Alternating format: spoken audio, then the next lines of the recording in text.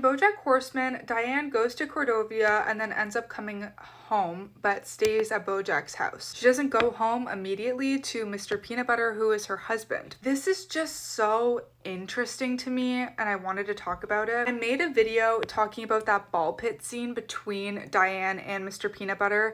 Basically, it was her birthday and he like pulled out all the stops. He did all these crazy things for her. And they had this argument where she was like, you know, I didn't want to do anything special for my birthday. He's like, why aren't you appreciating all of the good things that I did for you? And that's very complicated because while he did have good intentions, he wasn't listening to what she really wanted on her birthday. In this video, I kind of talked about how I felt like, though they clash in a lot of ways, they do have fairly good communication skills. I've been going back and rewatching a lot of their scenes in the first couple of seasons. It's interesting to see how they kind of give off toxic positivity vibes almost. The way that they talk to each other on the phone is one example of how it seems like they put a lot of effort into appearing positive in the relationship. When you really think about it, it doesn't seem natural. In season 3, episode 3, BoJack Kills, Diane is sitting on a swing set and she answers the phone and it's Mr. Peanutbutter and he's like, I don't know exactly what he says, but he's like, hello, my beautiful angel, like, sweetie pie, like, it's time for our daily catch up. He's like, I value you, and she's like, and I feel valued. And it's like, on paper,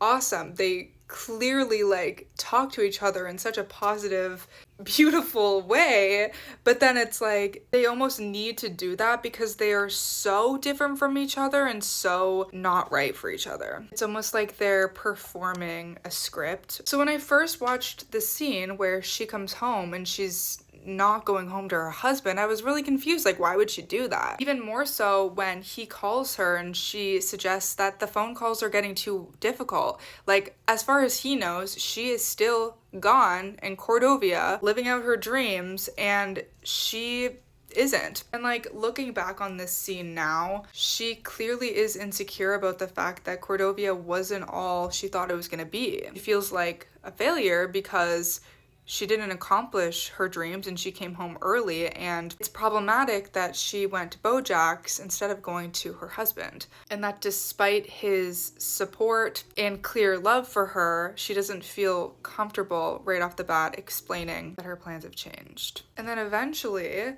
he sees her out in public and is shocked to see her. It's actually one of my favorite scenes of the show. I really, really liked this scene. So he sees her sitting at the restaurant and is kind of like, what? And she just like stares at him, and then he like picks up his phone and calls her, and she picks up the phone. How's Cordovia? She's like, good. And he's like,